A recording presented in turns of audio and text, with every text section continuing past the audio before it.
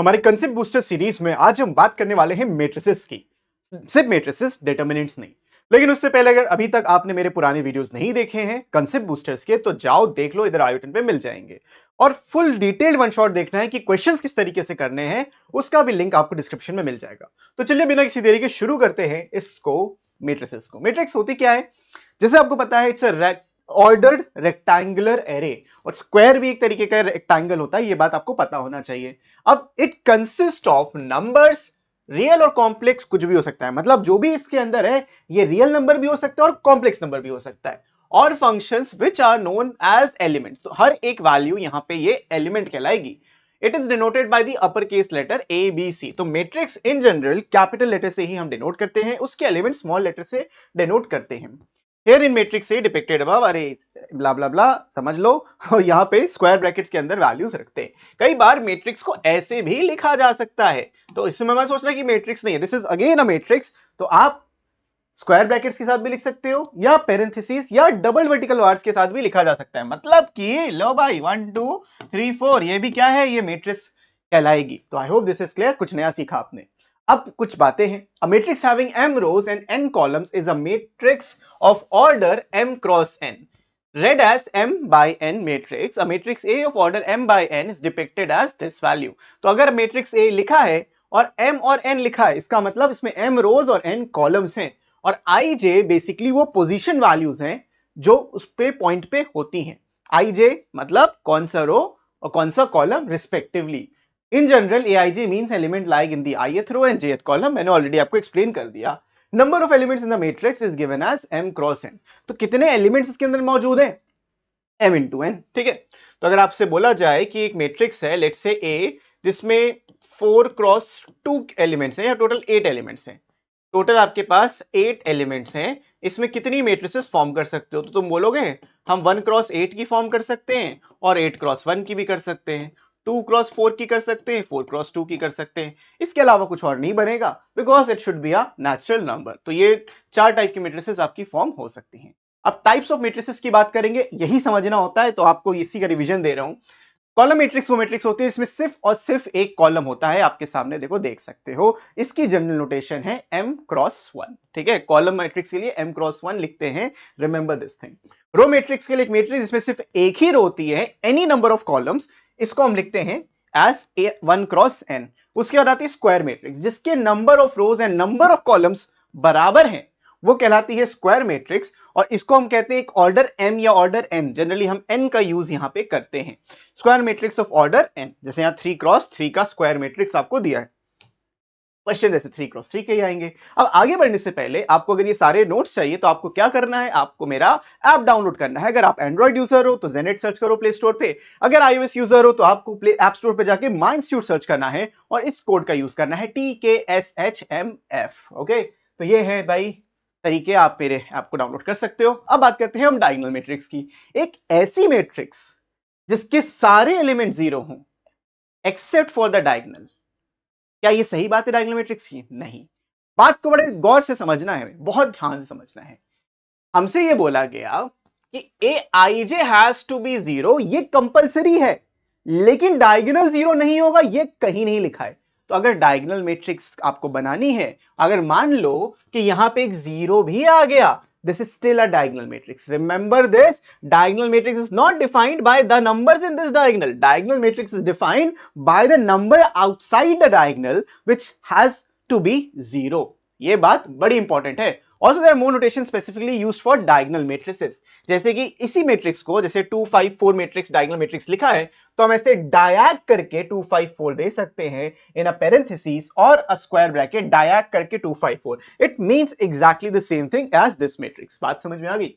The elements a11 a22 a33 amm of square matrix of order m cross m are said to be considered the principal diagonal or simply the diagonal. तो हमारे पास दो diagonal होते हैं, एक होता है left diagonal जिसको हम प्रिंसिपल डायगोनल बोलते हैं, और एक होता है राइट डायगोनल, उसकी आपको टेंशन नहीं लेनी है। फिर आती है स्केलर मैट्रिक्स। अब स्केलर मैट्रिक्स उस टाइप की डायगोनल मैट्रिक्स होती है जिसके सारे एलिमेंट्स डायगोनल में सेम हो। वन नहीं हो, सेम होने चाहिए। अगर सेम है then that's a scalar matrix, और इसी का एडवांस वर्जन होता है आइडेंटिटी मैट्रिक्स की जो सारे एलिमेंट सेम है वो सारे के सारे वन होने चाहिए, तो वो हो जाता है आपका आइडेंटिटी। तो स्केलर मैट्रिक्स की डेफिनेशन होती है it has to be zero when I is not equal to J. I क्या है, जे क्या है, रो और पोजीशन और कॉलम की पोजीशन नंबर, और के यहां पे कोई भी एक नंबर हो सकता है but every number has to be same, तब उसको स्केलर कहते हैं। तो scalar matrix is type of a diagonal matrix. तो ये मैंने ऑलरेडी कर लिया। आते हैं इस पे, यूनिट और identity matrix. Square matrix is said to be an identity matrix अगर उसके डायगोनल में सारे के सारे वन है। तो मल्टीपल टाइप की स्क्वायर मैट्रिक्स होती हैं, इसको हम I1 I2 I3 से रिप्रेजेंट करते हैं। जैसे I3 बताता है square matrix, square identity matrix of order 3, बात खत्म। जीरो मैट्रिक्स एक ऐसी मैट्रिक्स होती है जिसके सारे एलिमेंट जीरो होते हैं। अब तो सारे एलिमेंट जीरो रखने तो मैट्रिक्स को नाम क्यों दिया? क्योंकि बच्चों अगर आप 2 + 2 4 करते हो तो 2 - 2 0 भी करते हो, वैल्यू तो आती है ना। दो मैट्रिक्स को अगर माइनस कर दो तो मतलब कोई दो वैल्यूज को माइनस करके जीरो आ रहा है तो आप जीरो बताओगे। लेकिन जब दो मैट्रिसेस को माइनस करोगे और वो सेम तरीके की मैट्रिक्स थी, जैसे मैट्रिक्स ए को मैट्रिक्स ए से माइनस करूंगा तो आंसर क्या आएगा? जीरो नहीं आएगा, जीरो मैट्रिक्स आएगी, क्योंकि हम सेम टाइप की क्वांटिटीज में डील करते हैं, इसीलिए जीरो मैट्रिक्स होता है। तो किसी का भी प्रैक्टिकल हो ये पूछ लिया जाए तो आपको ये आंसर देना है। So I hope this is also clear. बढ़ते हैं हम लोग ट्राइंगुलर मैट्रिक्स पे। A lesser known thing but you should know, दो टाइप की ट्राइंगुलर मैट्रिक्स होती है, एक लोअर ट्राइंगुलर मैट्रिक्स होती है और एक अपर ट्राइंगुलर मैट्रिक्स होती है। Lower triangular matrix, square matrix is called a lower triangular matrix if all the entries above the main diagonal are zero. तो लोअर ट्राइंगुलर तब होगी जब ऊपर का सब जीरो होगा, नीचे कुछ भी बनता रहे, ऊपर का जीरो, इस डायगोनल के ऊपर सब जीरो है तो वो लोअर ट्राइंगुलर है। अपर जीरो तो लोअर का भाई एग्जिस्टेंस रहेगा। वैसे ही अगर लोअर जीरो हो जाएगा तो वैल्यू अपर ट्राइंगुलर आ जाएगी। इस डायगोनल के नीचे अगर सब जीरो है then that is known as the upper triangular matrix. नीचे सारे जीरो तो अपर है, ऊपर सारे जीरो तो लोअर है। बात समझ में आ गई? इजी है ना, रटना नहीं है, समझना है। फिर आते हैं क्वालिटी ऑफ मैट्रिक्स पे। दो तरीके की मैट्रिक्स या दो डिफरेंट मैट्रिक्स तभी इक्वल हो सकती हैं जब उनका ऑर्डर सेम होता है, पहली चीज, और दूसरी चीज उनके कोरिस्पॉन्डिंग एलिमेंट सेम होते हैं। मतलब जो पहली मैट्रिक्स में पहले रो पहले कॉलम पे है वही दूसरे मैट्रिक्स के पहले रो पहले कॉलम पे होना चाहिए, तभी वैल्यूज बराबर होंगी। सारे एलिमेंट्स के लिए ट्रू होना चाहिए। अब आते हैं, अच्छा ये तो मैंने कवर कर लिया। आगे बढ़ते हैं हम अलजेब्रा ऑफ मैट्रिसेस पे। जैसे आप नंबर्स को ऐड सब्ट्रैक्ट मल्टीप्लाई कर सकते हो, वैसे आप मैट्रिसेस को भी ऐड सब्ट्रैक्ट और मल्टीप्लाई कर सकते हो। The difference is addition subtraction जो होता है वो कोरिस्पॉन्डिंग एलिमेंट्स में होता है, मल्टीप्लिकेशन थोड़ा सा टेढ़ा है, मतलब थोड़ा सा डिफरेंट है। तो कैसे मल्टीप्लिकेशन होता है उसको समझ लेते हैं। मान लो आपकी ये मैट्रिक्स 2x3 की और 3x2 की है। मल्टीप्लिकेशन होने के लिए जरूरी यही है कि जो पहले रखा है उसका कॉलम नंबर और जो बाद में मैट्रिक्स रखी है उसका रो नंबर ये मैच करना चाहिए। मैच नहीं करेगा तो मल्टीप्लिकेशन पॉसिबल है ही नहीं। फिर आपको मल्टीप्लाई कैसे करना है ये मैं ऑलरेडी बता चुका हूं, लेकिन एक बार फिर से समझाता हूं। जैसे कि भाई आपने मल्टीप्लाई किया और जो फाइनल रिजल्ट आता है वो मैट्रिक्स बनती है। जैसे यहां पे जो बच गया उसको लिख दिया, यहां पे जो बच गया उसको लिख दिया, तो 2x2 की मैट्रिक्स यहां पे बनेगी। अब 2x2 बनाने के लिए आपको करना क्या है कि आपको पहली मैट्रिक्स का हमेशा रो लेना है, दूसरी मैट्रिक्स का कॉलम लेना है, तो इसको मल्टीप्लाई करना है इनके कोरिस्पॉन्डिंग एलिमेंट से। 1 × 10 2 × 20 and so on. I hope you remember all this concept. बस एक रिवीजन दे रहा हूं ताकि आपको एक क्विक जंप स्टार्ट मिल जाए अगर आप भूल चुके हो तो। आगे बढ़ते इसमें बहुत ज्यादा टाइम नहीं वेस्ट करेंगे, प्रॉपर्टीज को याद करना जरूरी है।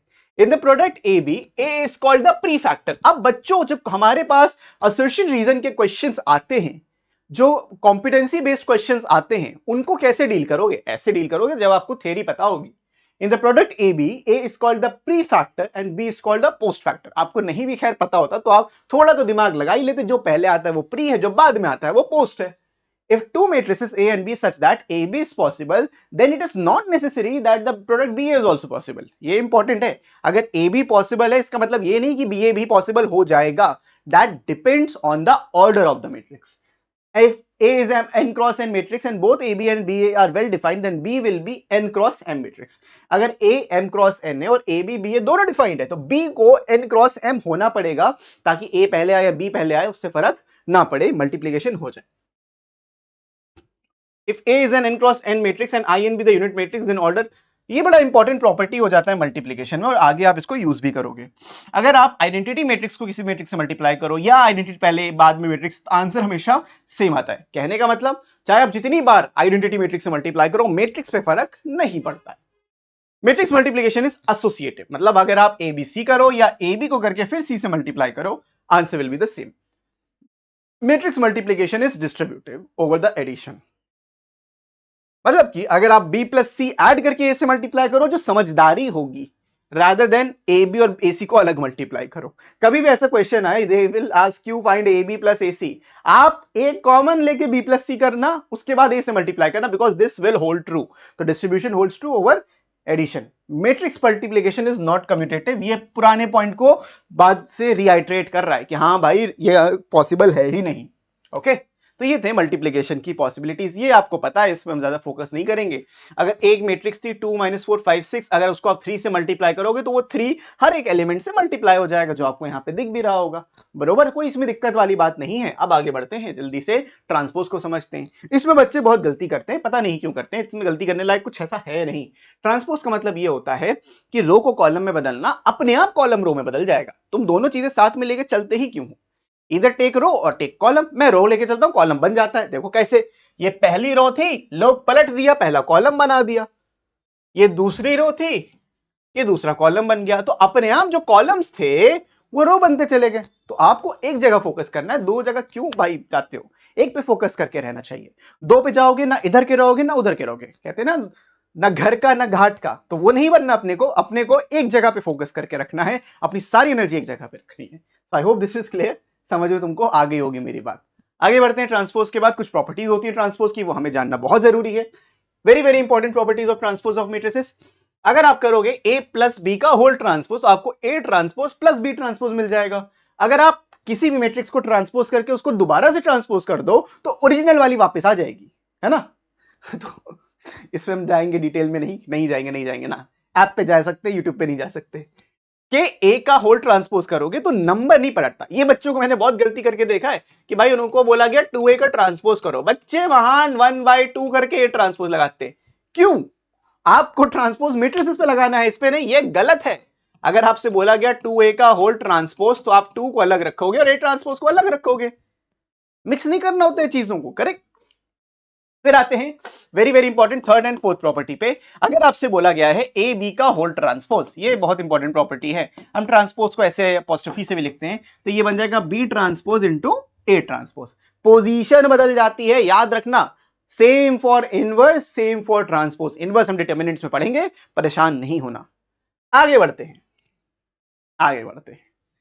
फिर आता है सिमेट्रिक मैट्रिक्स। अब कुछ ट्रांसपोज के बारे में बातें हो रही हैं, तो सिमेट्रिक और स्क्यू सिमेट्रिक क्यों ना है।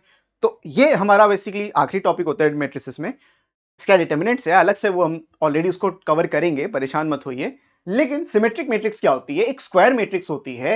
It's said to be symmetric if A transpose is equals to A. बहुत ही सिंपल सी प्यारी सी बात बोली इन्होंने ये कहा, किसी भी मैट्रिक्स को घुमा दो, पलट दो, गिरा दो, तोड़ दो, फोड़, जो करना है करो, वो पुराने को याद रखे, अपने पुराने फॉर्म को याद रखे, तो वो कहलाती है सिमेट्रिक मैट्रिक्स। समझे बच्चों? तो अगर इसे ये मैट्रिक्स है, इसका मैं ट्रांसपोज कर दूं, अगर मैं भी इसको ट्रांसपोज कर दूं, तो देखो ट्रांसपोज करने पे क्या आएगा, इसका ट्रांसपोज करने पे क्या आएगा, 2 + i, यहां पे 1, ये जो था मैं यहां लिखूंगा, ये जो 3 था मैं यहां लिखूंगा, क्योंकि रो बन गया कॉलम।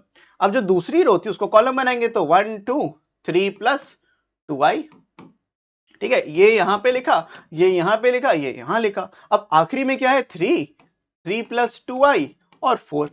यहां पे ये दिख रहा है कि उसका ट्रांसपोज करने के बाद भी वही बना रहा, तो क्या हो गया, सिमेट्रिक मैट्रिक्स हो गया। अब कुछ नोट्स हैं, for any matrices A into A transpose and A transpose into A are symmetric matrices. तो अगर आप कभी भी A + A ट्रांसपोज करोगे, या A, यहां पे थोड़ा सा, चलो ठीक है, for any matrices A into A transpose and A transpose into A are symmetric matrices. I guess यहां थोड़ा सा मिसप्रिंट मुझे लग रहा है। If A and B are two symmetric matrices of some order, then A B is symmetric if and only if A B is equal to A. हाँ ये चलो ठीक है, कोई दिक्कत नहीं है। अगर दो डिफरेंट मैट्रिसेस हैं, अगर आप ए और उसके ट्रांसपोज को मल्टीप्लाई करोगे, चाहे ए ट्रांसपोज और ए को मल्टीप्लाई करो, तुम्हें रिजल्ट सेम मिलेगा, ये बता रहा था। दूसरा बता रहा है, if A and B are two symmetric matrices, दो डिफरेंट हैं, ए और बी दो डिफरेंट हैं, ऑफ सेम ऑर्डर, ऑर्डर भी सेम होना चाहिए, तो A B is symmetric if and only if A B मतलब क्या, A into B is symmetric if and only if, अगर ए बी बी ए के बराबर होगा, मतलब जो ए बी का आंसर है वही बी ए का आंसर है, तभी वो सिमेट्रिक कहलाएगा। दूसरा पार्ट ये कहता है कि अगर आप अच्छा, इसमें हो गया ये पहला, कहां गया, if A B is symmetric if and only if this, और a प्लस माइनस बी वो रहेगा ही रहेगा, और A B plus B A are also symmetric matrices. तो आपका a और b सिमेट्रिक है, तो ए बी और बी अगर बराबर हो गया तो a इंटू बी भी सिमेट्रिक है, a प्लस माइनस बी भी सिमेट्रिक है, और ए बी प्लस बी ए भी सिमेट्रिक होगा। तो ये तीन कंडीशंस दी हैं, अगर इसमें एक साथ मिक्स हो गया है। देखो, if a and b are symmetric, ये इंडिविजुअल स्टेटमेंट है, ठीक है, ये आपकी स्टेटमेंट है। then AB will also be symmetric if AB is equals to BA। ये तभी सिमेट्रिक होगी, कंडीशनल है, लेकिन सेकंड कंडीशनल नहीं है। A प्लस बी करो या A माइनस बी करो, ये सिमेट्रिक हमेशा रहेगा अगर इंडिविजुअली ये सिमेट्रिक मैट्रिसेस हैं। और फोर्थ प्रॉपर्टी कि अगर आप AB प्लस BA लोगे तो ये तो हमेशा सिमेट्रिक रहेगी ही रहेगी अगर A और B इंडिविजुअली सिमेट्रिक थी तो। बात समझ में आई? तो ये हमने यहां पे डिस्कस कर लिया। अब आते हैं अगला स्क्यू सिमेट्रिक मैट्रिक्स पे। अब सिमेट्रिक और स्क्यू सिमेट्रिक में सिर्फ एक ही छोटा सा डिफरेंस है। वो डिफरेंस ये है कि इसमें जितना भी डायगोनल एलिमेंट होता है सारा का सारा जीरो होता है, और जब उसका ट्रांसपोज करते हो ओरिजिनल का नेगेटिव आ जाता है। मतलब कि अगर आप ए ट्रांसपोज फाइंड आउट करने की कोशिश करोगे तो ये एकदम से वक्त बदल देगा, जज्बात बदल देगा, सब कुछ बदल देगा। तो A transpose equals to minus A आया तो ये बन जाएगी स्क्यू सिमेट्रिक मैट्रिक्स। एग्जांपल के तौर पे देख लो भाई, यहाँ पे बी दिया है, अगर मैं इसका बी का ट्रांसपोज निकालूंगा तो मुझे ये जीरो रो बन जाएगा, कॉलम 0 2, ये रो बन जाएगा, इस कॉलम में आ जाएगा -2 0। अब अगर इन दोनों को तुम नोटिस करो, क्या सेम है? बिल्कुल नहीं। लेकिन अगर मैं इसमें माइनस साइन कॉमन ले लूं तो 0 2 -2 और 0 आ जाएगा, क्योंकि 0 उस पर फर्क पड़ना नहीं है, और मैं बी ट्रांसपोज की बात कर रहा हूं, क्वेश्चन तो बदला नहीं। और ये अगर तुम देखोगे एग्जैक्टली बी के बराबर है, तो B transpose is equals to minus B, और ऐसे ही मैट्रिक्सेस को हम बोलते हैं स्क्यू सिमेट्रिक मैट्रिसेस। याद आ गया? दिमाग के घोड़े दौड़े तो बस ये याद रख लेना, बात खत्म। आखिरी बात करते हैं आज की, which is all the diagonal, मतलब ये सब है स्क्यू सिमेट्रिक के लिए notes. All the diagonal elements in a skew symmetric matrix are zero। we have established that zero नहीं होगा तो ये माइनस साइन कॉमन कैसे लोगे, राइट? फिर आते हैं इस पे, if A and B are two symmetric matrices, then AB minus BA is also skew symmetric matrix। अब A और B सिमेट्रिक होंगी तब AB minus BA skew symmetric होगी। ये कई बार एमसीक्यू में सीधा सवाल पूछ लिया गया। अब तुमको पता है AB minus BA क्या होता है? स्क्यू सिमेट्रिक मैट्रिक्स होता है। For any square matrix A, the matrix A plus A transpose is a symmetric and A minus A transpose is skew symmetric। Very very important question। मैंने इसको कई बार अपने full session में detail में discuss किया है। Go through it, समझ लेना, अच्छे से तुमको क्लैरिफाई हो जाएगा। Square matrix can be express as the sum of symmetric and skew symmetric matrix, जहां पे P है A plus A transpose, Q है A माइनस A ट्रांसपोज। मतलब अगर तुम P और Q की वैल्यू वापस से यहां पे रखोगे तो LHS will be equals to RHS। यही तुमको प्रूव करने का एक 4 नंबर का क्वेश्चन दे देते हैं, जिसको तुम प्रूव करते रहते हो, तुम्हें नंबर मिल जाते हैं, तुम खुश हो जाते हो, राइट?